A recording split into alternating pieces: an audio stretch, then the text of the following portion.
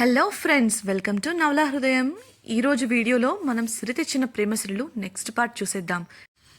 దివ్య ఆలోచనలో పడగా సిరి ఎలాగూ నాకు అలవాటు పడింది. అంతగా తను ఏడిస్తే నేను మీ అమ్మగారని పిలుస్తాను. సిరి, శ్యామల గారికి కూడా అలవాటే కదా, వాళ్ళు కూడా కొద్ది రోజులు మనవరాలిని చూసుకుంటూ ఇక్కడే ఉంటారు. ఇక ఆలోచించి నిర్ణయం తీసుకో అని చెప్పగా ఆమె చెబుతున్న విషయంగా మరింత ఆలోచనలో పడింది దివ్య. అంతలో పార్వతి దివ్య చేతిలో ఒక బహుమతి పెట్టగా ఎందుకన్నట్లు చూసింది దివ్య. నీకోసం ప్రత్యేకంగా చేయించాను దివ్య, చూసి ఎలా ఉందో చెప్పు అని ప్రేమగా అడగగా బహుమతి తెరిచి చూసింది దివ్య. ఒక అందమైన వజ్రాల నెక్లెస్ ఉండగా ఇప్పుడు ఇవన్నీ ఎందుకత్తయ్యా అని అడిగింది దివ్య. మీ పెళ్లిలో నీకివ్వాలని ఆర్డర్ ఇచ్చాను దివ్య. ప్రత్యేకమైన డిజైన్ కావడంతో తయారు చేయడానికి సమయం పట్టింది. నిన్న మీరు ఫంక్షన్కు వెళ్ళిన తర్వాత తీసుకొచ్చి ఇచ్చి వెళ్లారు. నీకు నచ్చిందా లేదా అని అడిగింది నిర్మల నిష్కల్మషంగా. ఆమె మోములో ఉన్న స్వచ్ఛమైన ప్రేమకు కాదనలేకపోయింది దివ్య.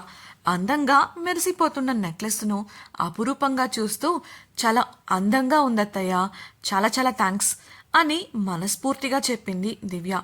సరే, ఇక వెళ్ళి ప్రయాణానికి కావలసిన ఏర్పాట్లు చూసుకో, ఫ్లైట్కి ఆలస్యం కాకూడదు కదా అని పార్వతి చెప్పగా అక్కడి నుండి తమ గదికి వెళ్ళిపోయింది దివ్య.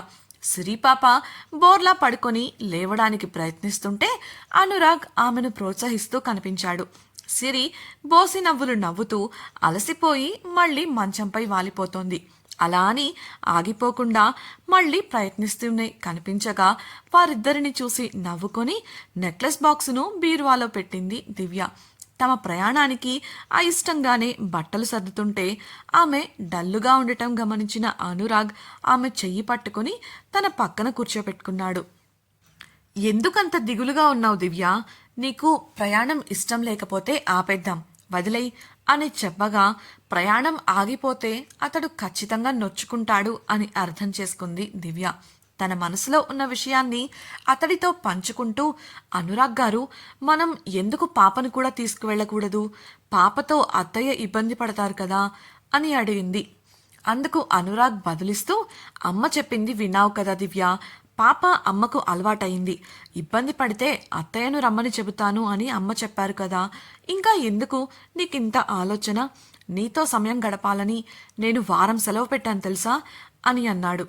పాపను వదిలి ఉండటం ఇష్టం లేని దివ్య మౌనంగా ఉండగా, అలా అయితే ఒక పని చేద్దాం దివ్య, నువ్వు లేకుండా పాప ఉండలేదు అనే కదా నీ బాధ, నాదొక సలహా అని చెప్పాడు. ఏంటన్నట్లు ఆసక్తిగా అతడి వంక చూసింది దివ్య. నువ్వు పాప బట్టలు కూడా ఒక వేరే బ్యాగ్లో సర్దు, మనం వెళ్లేటప్పుడు బాయ్ చెబుదాం. మనం ఎక్కడికో వెళుతున్నామని పాప ఏడిస్తే తనను కూడా తీసుకుని వెళదాం, లేదంటే మనం మాత్రమే వెళదాం. అప్పుడు తెలుస్తుంది కదా తను మనల్ని వదిలి ఉంటుందా లేదా అని చెప్పగా ఆ ఆలోచన దివ్యకు నచ్చింది. అయితే పాప కూడా మనతో వస్తుంది అని ఆమె చెప్పగా తను రాదు అని పందెం అని నమ్మకంగా చెప్పాడు అనురాగ్. అతడి వంక చురుగ్గా చూస్తూ, వస్తుంది చూద్దామా, తను నన్ను వదిలి ఉండలేదు నమ్మకంగా అంది దివ్య. చూద్దాం, మరి బెట్టేంటి అని అల్లరిగా చూస్తూ అడిగిన అనురాగ్తో, ఓడిపోయేది మీరే కాబట్టి మీరేం చేస్తారో మీరే చెప్పండి అంది దివ్య. అనురాగ్ వెనుక దిండుపై తలవాల్చుతూ, అయితే నేను ఓడిపోతాను అని గట్టిగా నమ్ముతున్నావన్నమాట అని అడిగాడు. దివ్య గర్వంగా చూడగా, సరే అయితే ఈ ట్రిప్ పూర్తయ్యే వరకు ఓడిపోయిన వాళ్ళు గెలిచిన వాళ్ళు ఏం చెప్పినా చెయ్యాలి అని అనురాగ్ అనడంతో తాను ఎలాగూ ఆ పందెంలో గెలవబోతుంది అన్న నమ్మకంతో సై అంది దివ్య. పాప తమతో వస్తుంది అన్న ఉత్సాహంతో తమకు కావలసినవన్నీ వేగంగా సర్దేసింది. అందరూ సిద్ధమై కిందికి రాగా పార్వతిని చూడగానే ఆమె ఒడిలోకి దూకింది సిరి.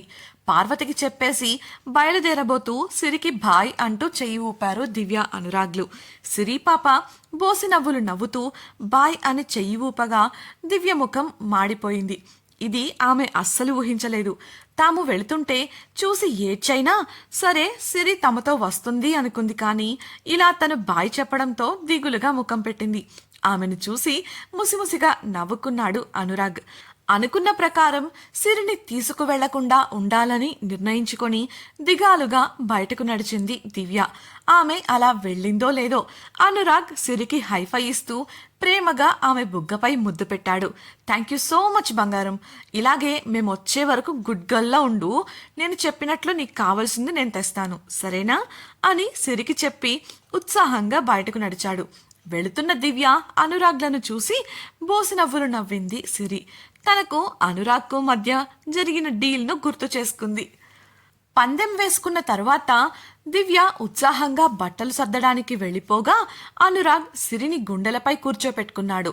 ఫోన్లో బార్బీ డాల్స్ అలాగే క్యూట్గా ఉన్న సాఫ్ట్ టాయ్స్ బొమ్మలు చూపిస్తూ ఉన్నాడు. సిరికి అవన్నీ నచ్చి కావాలి అన్నట్లు ఫోన్ మీదకు ఎగబడుతుంటే, సిరి బంగారం, మీ అమ్మ నేను ఒక చిన్న పందెం వేసుకున్నాంరా, నీకు బొమ్మలు కావాలి అంటే ఈ నాన్నను నువ్వు ఆ పందెంలో గెలిపించాలి. హనీమూన్కు వెళుతూ చిన్నపిల్లలను తీసుకెళ్లకూడదు అంటే అర్థం కావడం లేదు మీ దద్దీ మమ్మీకి, నువ్వైనా ఈ నాన్నను అర్థం చేసుకోవా అని అనగా అతడు చెప్పింది అర్థమైనట్లే ఊకొట్టింది సిరి.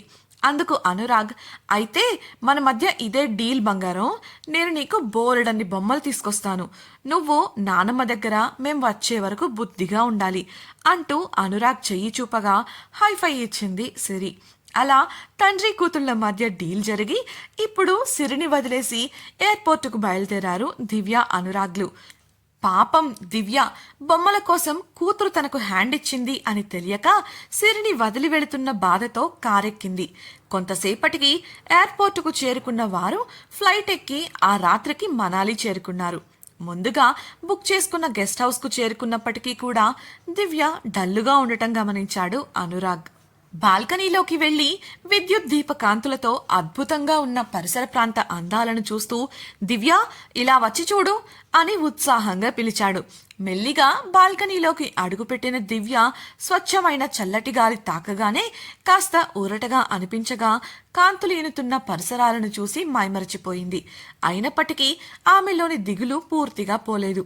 అది గమనించిన అనురాగ్ ఆమె భుజంపై చెయ్యి వేసి దగ్గరకు తీసుకుంటూ, నీకు సిరిని వదిలి రావడం కష్టంగా ఉందని నాకు అర్థమవుతోంది దివ్య, కానీ నువ్వు మన గురించి కూడా ఆలోచించాలి కదా అని అడిగాడు. దివ్య అయోమయంగా చూస్తుంటే, సిరి మన బిడ్డ, తన సంతోషం మనకు ముఖ్యం, అలా అని మన సంతోషాలను మనం పక్కన పెడితే ఎలా? మనకంటూ ఒక పర్సనల్ లైఫ్ ఉండాలి కదా.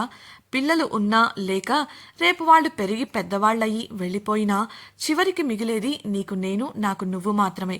అలాంటప్పుడు మనకంటూ కొన్ని అందమైన జ్ఞాపకాలను సృష్టించుకోవడంలో తప్పులేదు, అది స్వార్థం కూడా కాదు అని అనురాగ్ వివరించగా దివ్యకు విషయం పూర్తిగా అర్థమైంది. తాను సిరి గురించి మరీ ఎక్కువగా బెంగ పెట్టుకుని అనురాగ్ను పట్టించుకోవడం లేదు అని తెలిసింది. తమ సంతోషం కోసం అనురాగ్ ఇలా చక్కగా అన్ని ఏర్పాట్లు చేస్తే తాను సిరి గురించి ఆలోచిస్తూ అతడిని బాధ పెడుతున్నట్లు అర్థం చేసుకుంది. ఇకపై అలా జరగకుండా చూసుకోవాలి అనుకుంది. సిరి గురించి అన్నీ తాను చూసుకుంటాను అని పార్వతి చెప్పింది కాబట్టి ఇక ఆమె గురించి ఆలోచిస్తూ దిగులు పడకూడదు అని నిర్ణయించుకుంది. తమపై కొండంత ప్రేమను పెంచుకొని ఆ ప్రేమను అనంతంగా పంచుతున్న అనురాగ్ మనసు గుర్తుకు రాగానే ఆమె మనసు చలించింది.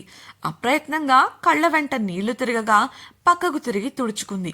ఆమెలో జరుగుతున్న అంతర్మదనం తెలియని అనురాగ్ దివ్య కన్నీళ్లు తుడుచుకోవడం చూసి, దివ్య ప్లీజ్ ఏడవకు, నీకిష్టం లేని పనులు నేను చెయ్యను, మనం నెక్స్ట్ ఫ్లైట్కే హైదరాబాద్ వెళ్ళిపోదాం అని సర్ది చెప్పాలని చూడగా కన్నీళ్లు తుడుచుకున్న దివ్య తల అడ్డంగా ఊపుతూ, అదేం వద్దు అనురాగ్ గారు, ఇప్పటికే చాలా లేట్ అయింది కదా, 10 minutes, నేను వెళ్ళి ఫ్రెష్ అయి వస్తాను, మనం బయటకు వెళ్ళి డిన్నర్ చేద్దాం అని నవ్వుతూ చెప్పింది. ఆర్ యు ష్యూర్ అడిగిన అనురాగ్కు అవునన్నట్లు తల ఊపుతూ చిన్నగా నవ్వింది దివ్య.